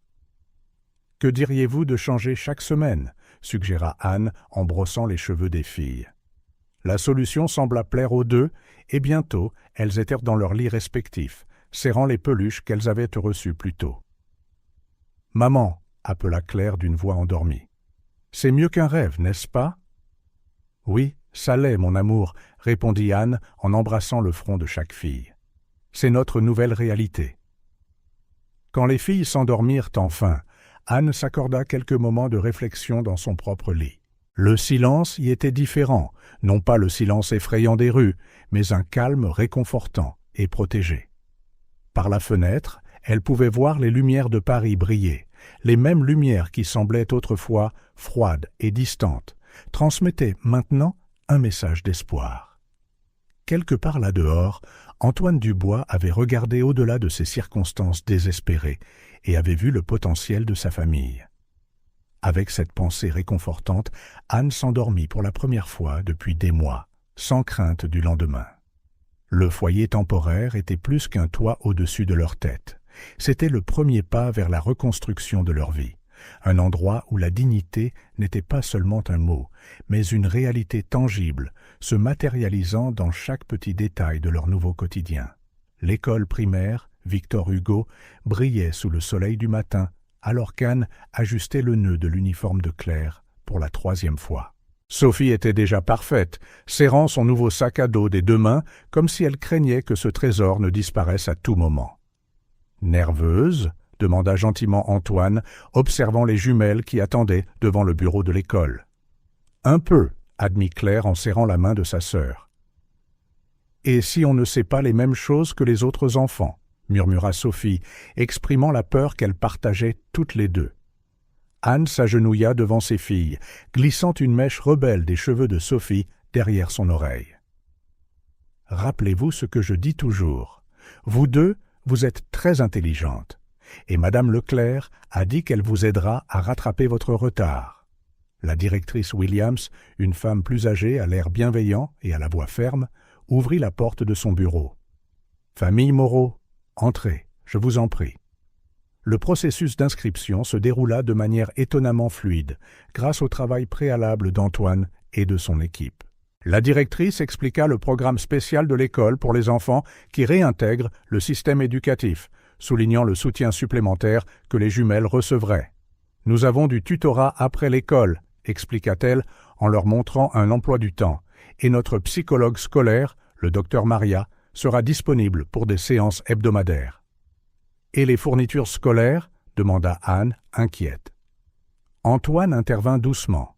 « Tout est pris en charge, Madame Moreau.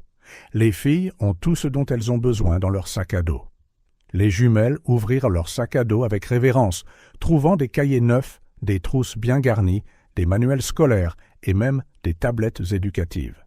« C'est à nous ?» demanda Sophie en touchant la tablette avec un soin extrême. « Complètement à vous », confirma Antoine. « Vos outils pour vous aider à apprendre. » Madame Leclerc, une jeune enseignante enthousiaste avec des taches de rousseur et un sourire chaleureux, arriva pour emmener les filles dans leur nouvelle classe. « Salut Sophie et Claire, Nous sommes si heureux de vous avoir parmi nous, rayonna-t-elle. Saviez-vous que nous avons un projet artistique spécial cette semaine? J'ai entendu dire que vous deux, vous adorez dessiner. Les jumelles se regardèrent, surprises que quelqu'un connaisse déjà leur intérêt pour l'art. Antoine leur fit un clin d'œil discret. Le moment de la séparation fut émouvant. Anne serra ses filles dans ses bras, retenant ses larmes. « Je serai là à la sortie, promit-elle. Et je passerai pendant le déjeuner, ajouta Antoine, pour voir comment se passe votre première journée. Ils regardèrent les jumelles suivre Madame Leclerc dans le couloir, et Anne ne put retenir une larme. « Je n'aurais jamais cru voir ce jour, murmura-t-elle. La première journée apporta son lot de défis attendus. Au déjeuner, Antoine trouva les filles un peu dépassées par toutes les nouveautés. Sophie s'était embrouillée avec quelques chiffres en cours de maths, et Claire avait été trop timide pour lire à voix haute. « Mais Madame Leclerc a été super gentille, » dit Sophie en mordant dans son sandwich. « Elle a dit qu'on pouvait apprendre à notre rythme. Et on s'est fait de nouvelles amies, » ajouta Claire avec enthousiasme. Émilie m'a prêté ses crayons de couleur en cours d'art.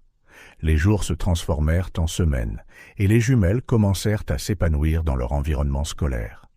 Sophie découvrit un talent naturel pour les sciences, fascinée par les expériences simples qu'elle faisait en classe. Claire, de son côté, montra un don exceptionnel pour la narration, enchantant ses camarades de classe lors des activités de langage. Antoine se fit un devoir de suivre de près les progrès des filles. Il acheta des livres supplémentaires lorsqu'il découvrit l'amour grandissant de Claire pour la lecture et un petit kit d'expérimentation pour Sophie lorsqu'elle mentionna sa curiosité pour les réactions chimiques. « Leurs progrès sont remarquables », remarqua Madame Leclerc lors d'une réunion de suivi. Surtout si l'on considère depuis combien de temps elles étaient déscolarisées. Anne écoutait les rapports avec fierté et gratitude. Ces filles ne s'adaptaient pas seulement, elles brillaient. Un mois après la rentrée, un événement spécial marqua la véritable intégration des filles dans la communauté scolaire.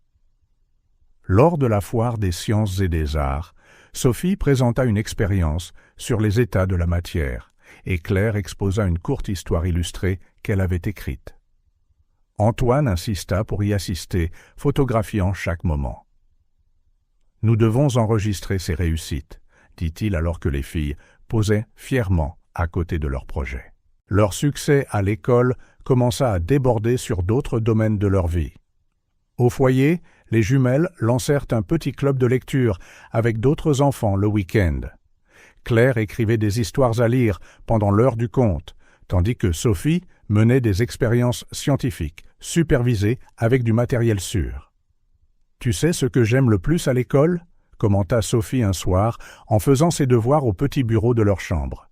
« C'est que je peux rêver à l'avenir. »« Que veux-tu dire ?» demanda Anne en aidant Claire avec son devoir d'écriture. « Maintenant, je sais que je peux devenir une scientifique si je veux, » expliqua Sophie. « Madame Leclerc a dit qu'il y a des bourses et tout. Et moi, je peux devenir écrivain, » ajouta Claire, « ou maîtresse, comme Madame Leclerc. » Antoine, qui était passé pour une visite de suivi, sourit à leur conversation. « Vous pouvez être tout ce que vous voulez, » les assura-t-il. « L'éducation ouvre toutes les portes. » Le soutien d'Antoine allait au-delà des questions pratiques. Il veillait à être présent à chaque moment important. La première représentation du club de théâtre de Claire, la première médaille de Sophie à la foire des sciences, les réunions parents-professeurs. « Vous n'êtes pas obligé de faire tout ça, » commenta Anne un jour, le regardant aider les filles sur un projet spécial. « Je ne suis pas obligé, » acquiesça-t-il, « mais je le veux.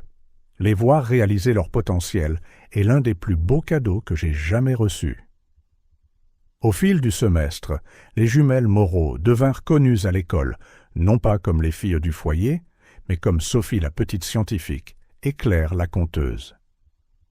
L'éducation n'avait pas seulement ouvert des portes, elle leur avait rendu le droit d'être simplement des enfants, libres d'apprendre, de rêver et de grandir. Et pour Anne, chaque bulletin avec de bonnes notes, chaque compliment des professeurs, chaque sourire fier sur les visages de ses filles, était la preuve qu'avec les bonnes opportunités et le bon soutien, ces petits bourgeons s'épanouissaient enfin dans un jardin aux possibilités infinies.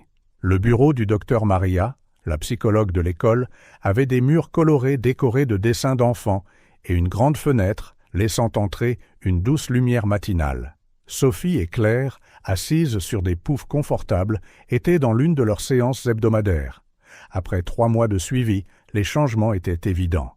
« J'ai fait un cauchemar cette nuit », avoua Sophie en serrant un ours en peluche. « Mais je n'ai pas pleuré cette fois. Je me suis souvenu de ce que tu m'as appris sur la respiration et sur le fait de penser à de bonnes choses. » Claire serra la main de sa sœur en signe de soutien silencieux. Je me suis réveillé quand je l'ai senti bouger sur le lit du haut et je lui ai raconté une histoire pour qu'elle puisse se rendormir. Le docteur Maria sourit gentiment. « Vous deux, vous apprenez à gérer vos peurs. C'est très mature. Sophie, aimerais-tu parler davantage du cauchemar ? » « C'était à propos de cette nuit où on a dû fuir le dernier endroit, » répondit Sophie, sa voix plus assurée qu'elle ne l'aurait été quelques mois plus tôt. « Mais maintenant, je sais qu'on est en sécurité. » Les progrès des jumelles étaient évidents non seulement en thérapie, mais dans tous les aspects de leur vie. À l'école, chacune développait sa propre identité, bien qu'elle partage toujours un lien spécial.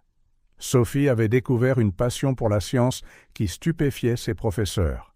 Lors d'une foire des sciences, son projet sur le cycle de l'eau reçut une mention spéciale. « Quand nous étions sans abri, expliqua-t-elle à sa classe, je regardais tout le temps les nuages et la pluie. Maintenant, je comprends comment tout cela fonctionne. » Claire, quant à elle, déversait ses expériences dans la créativité. Ses histoires, autrefois de timides tentatives d'échapper à la réalité, remplissaient maintenant des carnets entiers.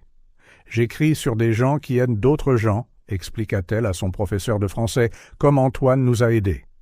Au foyer, les changements étaient également visibles.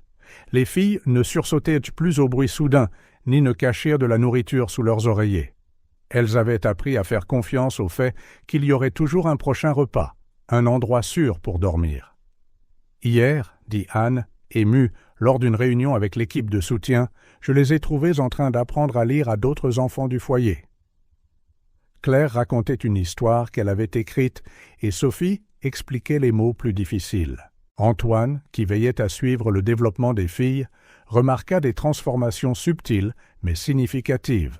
« Elle sourit plus facilement maintenant, » commenta-t-il. Et pas seulement ce sourire poli qu'elles avaient l'habitude d'avoir, mais de vrais sourires qui atteignent leurs yeux. Les séances d'art-thérapie se révélèrent particulièrement transformatrices. Les dessins des jumelles, autrefois dominés par des tons sombres et des personnages solitaires, éclataient maintenant de couleurs et de personnages. « C'est notre nouvelle chambre », expliqua Sophie en montrant un dessin vibrant. « Et voici maman qui travaille, et Antoine qui nous rend visite, et le docteur Maria qui nous aide. Et nous voilà à l'école, » ajouta Claire en tendant sa propre œuvre. « J'ai des amis maintenant, beaucoup d'amis. » Le lien entre les jumelles, toujours fort, évolua d'une dépendance basée sur la peur à une connexion saine, fondée sur l'amour et le soutien mutuel. Bien qu'elles préfèrent toujours être ensemble, elles commencèrent à développer des intérêts individuels. « Claire est meilleure pour se faire des amis, » réfléchit Sophie lors d'une séance. « Avant, ça me faisait peur. Mais maintenant, je sais que ce n'est pas grave. » Elle revient toujours me raconter les histoires cool qu'elle a entendues. Et Sophie est si courageuse avec ses expériences scientifiques, ajouta fièrement Claire. Elle m'apprend tout après, alors c'est comme si j'étais courageuse aussi. Anne assista à l'épanouissement de ses filles avec un mélange de fierté et de gratitude. Lors d'un dîner spécial organisé par Antoine pour célébrer 3 mois de progrès, elle partagea ses observations. Hier, pour la première fois depuis la mort de Robert, les filles ont parlé de leur père sans pleurer. Sophie a montré sa récompense de la foire des sciences et a dit qu'il serait fier. Claire a lu à haute voix une histoire qu'elle a écrite sur un papa qui est devenu une étoile dans le ciel. Les larmes dans les yeux d'Anne n'étaient plus de chagrin, mais d'espoir comblé. Antoine, observant tranquillement la transformation, était également ému. Ce qui est incroyable, réfléchit-il, c'est comment elles ont transformé leur douleur en quelque chose de positif.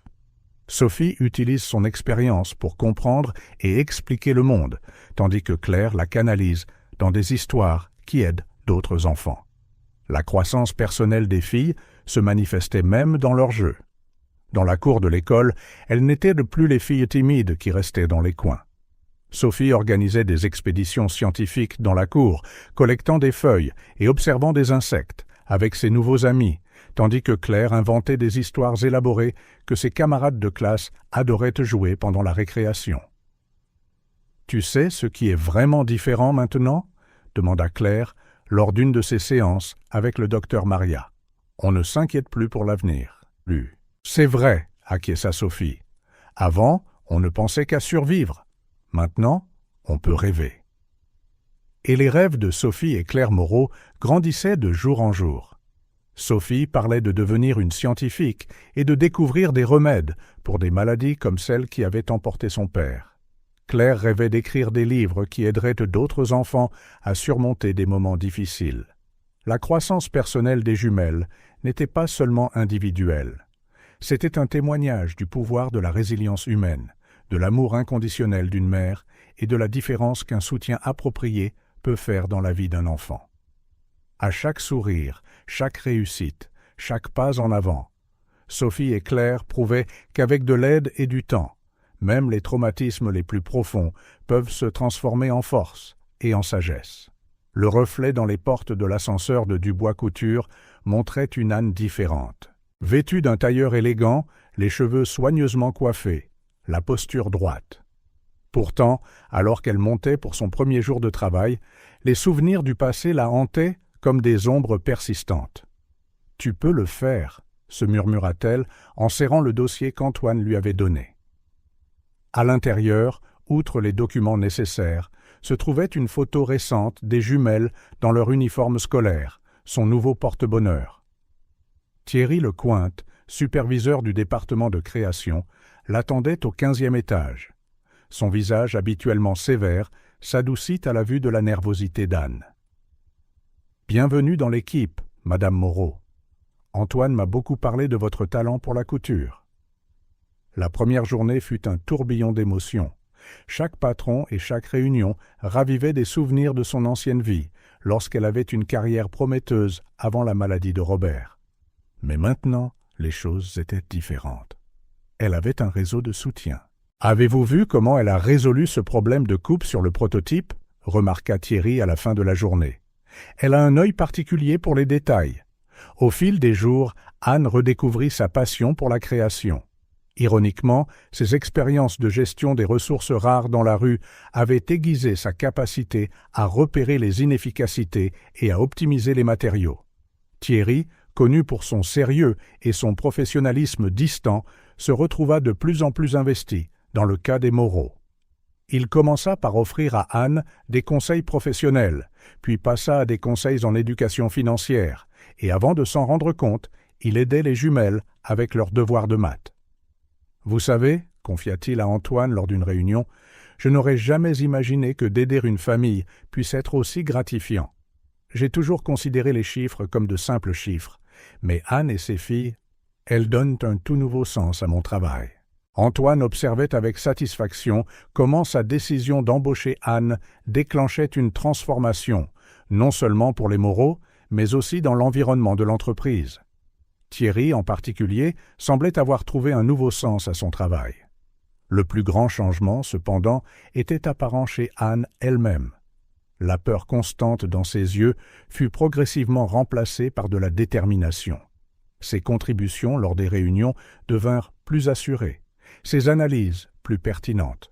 « Maman sourit plus maintenant », observa Claire lors d'une visite à la garderie de l'entreprise, où les jumelles passaient parfois leurs après-midi. « Et ce n'est pas ce sourire triste qu'elle avait l'habitude d'avoir », ajouta Sophie, sage au-delà de son âge. Thierry, observant la famille interagir lors d'un déjeuner partagé, sentit quelque chose changer en lui. Il commença à mettre en œuvre des changements départementaux, mettant en place des programmes de mentorat et des opportunités pour les personnes en situation de vulnérabilité. « Vous avez transformé plus d'une famille », dit Antoine à Thierry. « Vous avez transformé toute une culture d'entreprise. » La vie des Moreau prit un nouveau cours normal. Anne non seulement excellait dans son travail, mais elle commença à donner des cours d'alphabétisation financière au foyer à titre bénévole. Les jumelles s'épanouissaient à l'école et les cauchemars du passé cédèrent la place à des rêves pour l'avenir. Hier, Sophie m'a dit qu'elle voulait devenir ingénieure financière, raconta Anne lors d'une réunion avec Antoine et Thierry. Il y a quelques mois, nous ne pouvions même pas penser au lendemain. Thierry, qui voyait autrefois les chiffres simplement comme des outils de profit, reconnaissait maintenant l'impact humain derrière chaque décision financière. Dubois Couture a un excellent programme de bourse, nota-t-il, et j'ai le pressentiment que nous aurons 2 candidates très spéciales à l'avenir. Le bureau, autrefois un simple lieu de travail, était devenu un espace d'espoir et de renouveau. Anne, qui craignait autrefois de ne plus jamais avoir une vie normale, menait maintenant des projets majeurs et faisait des plans pour l'avenir. Parfois, j'ai encore du mal à y croire, confia-t-elle à Antoine autour d'un café. Que nous ayons quitté cette situation, que nous soyons vraiment en train de reconstruire nos vies. Vous avez toujours eu le potentiel, répondit Antoine. Vous aviez juste besoin d'une chance de briller à nouveau. Et ainsi, entre les patrons de couture et les réunions, entre les rêves retrouvés et les nouveaux objectifs, la famille Moreau poursuivit son chemin de dépassement, prouvant que parfois les plus grands défis peuvent mener aux plus belles transformations. La nuit tombait sur Paris quand Antoine décida enfin de partager son secret. Il était assis avec Anne dans le petit jardin du foyer, regardant Sophie et Claire jouer avec d'autres enfants. Le son de leur rire résonnait dans l'air, remuant des souvenirs longtemps enfouis. « Savez-vous pourquoi j'ai vraiment décidé de vous aider ce jour-là » demanda-t-il doucement, les yeux fixés sur les jumelles. Anne, qui s'était interrogée pendant un certain temps sur le lien profond d'Antoine avec ses filles, secoua simplement la tête. « Il y a 8 ans, j'avais aussi un fils, » commença Antoine, la voix tremblante. « Théo. Il avait 5 ans, le même âge que les filles, quand je les ai trouvés. » Le silence qui suivit était lourd du poids de sa révélation. Anne prit instinctivement la main d'Antoine, offrant un soutien silencieux. « Chloé, ma femme, et Théo étaient tout mon monde, » continua-t-il. Un jour, il revenait d'une fête d'anniversaire. Un chauffard ivre. Sa voix se brisa. Je les ai perdus tous les deux en un instant. Les rires des enfants en arrière-plan formaient un contraste douloureux avec l'histoire qui se déroulait devant eux. Pendant des années, je me suis jeté dans mon travail. J'ai bâti un empire, mais je rentrais tous les soirs dans une maison vide. Le succès en affaires me semblait une blague cruelle. J'avais tout ce que l'argent pouvait acheter, sauf ce qui comptait vraiment. Anne écoutait, les yeux remplis de larmes, alors qu'elle commençait à comprendre pourquoi Antoine était si investi dans sa famille. Quand j'ai vu Sophie et Claire sur ce trottoir, il esquissa un sourire triste. J'ai eu l'impression que le destin me donnait une seconde chance. Pas pour remplacer Théo, rien ne le pourrait, mais pour honorer sa mémoire en aidant d'autres enfants. Sophie et Claire, sentant quelque chose de différent dans l'atmosphère, s'approchèrent curieusement. « Pourquoi tu pleures, Antoine ?» demanda Sophie, ses grands yeux pleins d'inquiétude. Antoine essuya discrètement une larme. Parfois, on pleure quand on se souvient des gens qu'on aime très fort. « Comme nous quand on se souvient de papa ?» demanda innocemment Claire. « Exactement comme ça, » répondit doucement Antoine. Les jumelles, avec l'intuition unique d'un enfant, se rapprochèrent, prenant chacune une des mains d'Antoine. « Tu as perdu quelqu'un de spécial aussi ?» demanda gentiment Sophie. Antoine hocha la tête. Et pour la première fois depuis des années, il s'autorisa à parler ouvertement de Théo. Il raconta aux filles comment son fils aimait les dinosaures, les histoires qu'il lisait avant de dormir, les dimanches matins au parc avec Chloé. « Théo aurait adoré vous rencontrer, » sourit-il à travers les larmes. « Il a toujours voulu des sœurs. » Claire, avec sa sagesse enfantine, proclama « Maintenant, tu nous as. On n'est pas Théo, mais on peut être ta famille. » Anne regardait avec le cœur lourd, comprenant enfin pourquoi Antoine semblait toujours savoir exactement ce dont ses filles avaient besoin. « Pendant des années, » continua Antoine, J'ai cru que j'avais perdu la capacité de me connecter avec les gens, que j'avais perdu ma chance d'avoir une famille. Mais vous, il regarda les trois Moreau, vous m'avez montré qu'un cœur peut guérir, qu'il y a de la place pour un nouvel amour sans diminuer l'amour que nous avons pour ceux que nous avons perdus. Sophie et Claire, spontanément, serrèrent Antoine dans leurs bras. « On t'aime aussi », dirent-elles à l'unisson.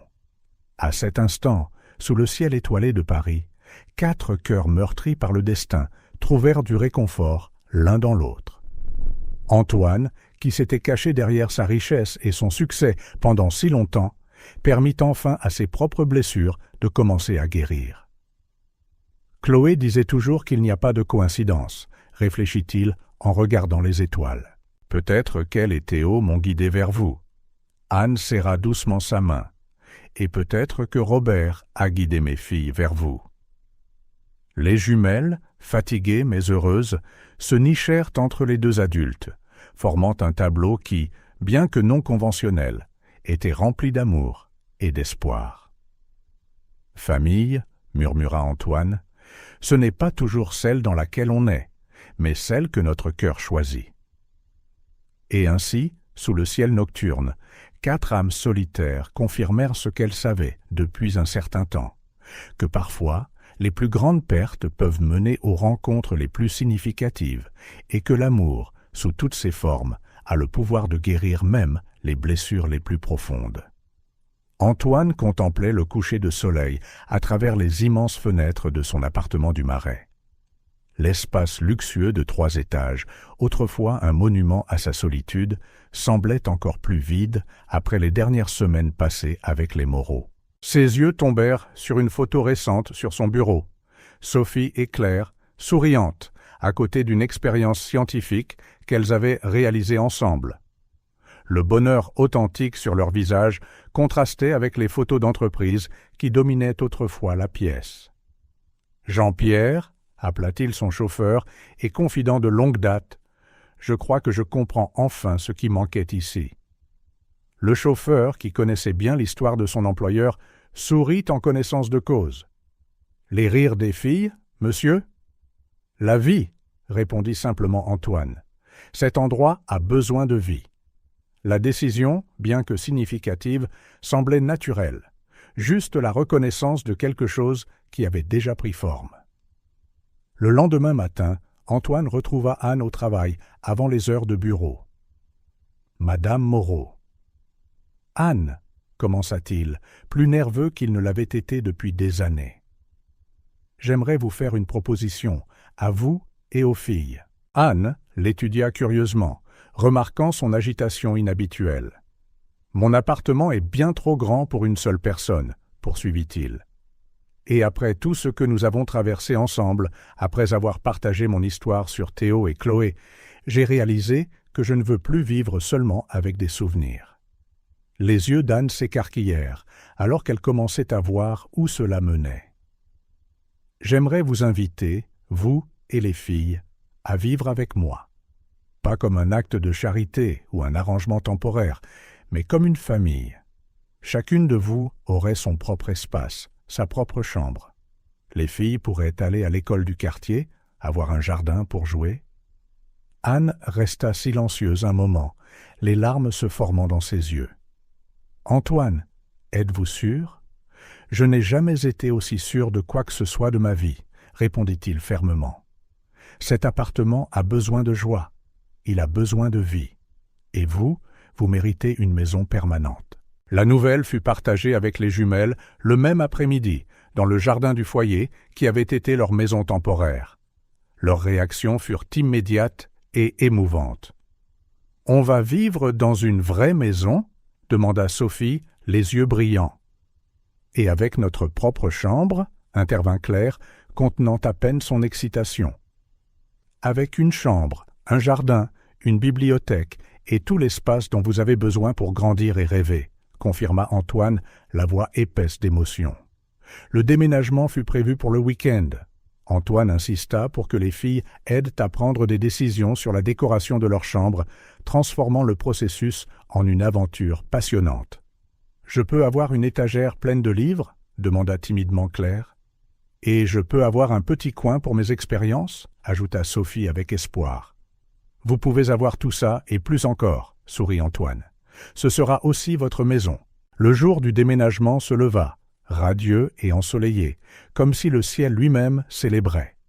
Lorsque la famille Moreau arriva à l'appartement, elle fut accueillie par une surprise. Antoine avait décoré l'entrée avec des ballons et une bannière, disant « Bienvenue dans notre maison ». « C'est magique », murmura Sophie en contemplant le hall spacieux. L'appartement, autrefois froid et impersonnel, avait été transformé. Les chambres des filles étaient préparées avec amour. Celle de Sophie comprenait un petit laboratoire pour enfants et des affiches de scientifiques célèbres, tandis que celle de Claire disposait d'une mini-bibliothèque et d'un coin spécial pour écrire ses histoires. Anne avait les larmes aux yeux à la vue de sa propre chambre, un espace élégant mais confortable, avec un bureau pour travailler et un fauteuil confortable pour lire. Maintenant, on peut vraiment être une famille, déclara spontanément Claire en serrant Antoine dans ses bras. Nous sommes déjà une famille, répondit-il, la voix tremblante. Maintenant, nous avons juste un endroit à nous. Ce premier soir, ils partagèrent tous le dîner dans la grande salle à manger.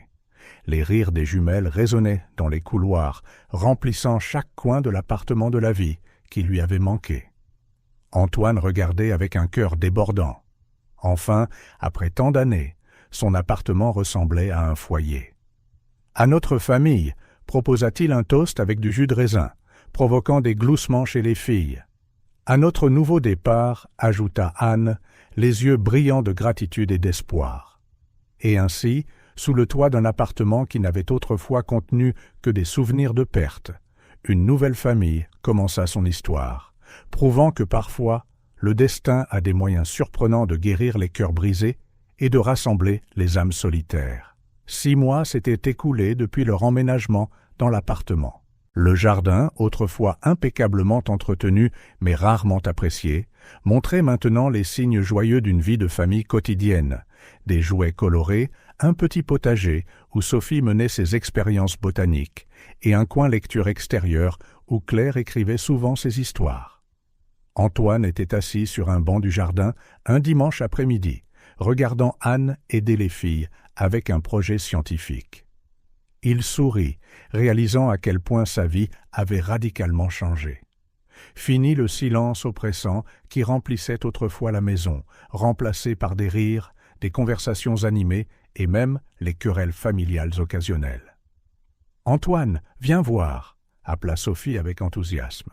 « On a découvert pourquoi les plantes poussent mieux avec de la musique. » Il les rejoignit, son cœur se réchauffant en voyant comment les filles se penchaient naturellement contre lui, comme si cela avait toujours été sa place. « Tu sais, » commenta Claire plus tard, alors qu'il mettait la table pour le dîner ce soir-là, « j'ai écrit une histoire sur notre famille. » « De quoi ça parle ?» demanda Anne en posant sur la table la tradition du dimanche. « Un plat de lasagne. Ça parle de comment, parfois, on doit perdre quelque chose de précieux pour trouver quelque chose d'aussi spécial, expliqua-t-elle avec une sagesse au-delà de son âge. Comme toi et Papa Antoine. Le terme « Papa Antoine », utilisé spontanément pour la première fois, fit faire une pause à tout le monde. Antoine sentit des larmes lui monter aux yeux, tandis que Sophie ajouta rapidement « Oui, notre papa Antoine ». Anne observa la scène à travers des yeux embués, réfléchissant à la façon dont le destin avait transformé sa plus grande tragédie en un si beau nouveau départ. Ce soir-là, réunis dans le salon, ils célébrèrent non seulement leur réussite, mais aussi la plénitude de cet amour reconstitué.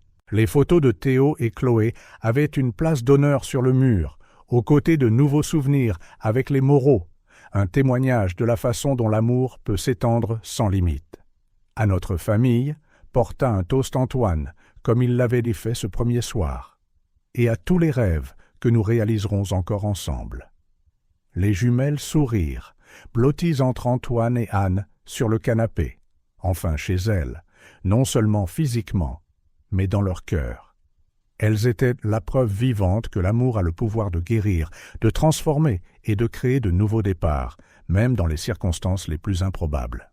Et ainsi se termine une histoire qui a commencé sur un trottoir parisien animé, est passé par des brasseries, des foyers et des bureaux d'entreprise, pour arriver à la destination la plus importante, l'endroit où l'espoir, l'amour et la famille se réunissent pour montrer qu'aucun revers n'est définitif et que chaque nouveau matin apporte avec lui la promesse d'un avenir plus radieux.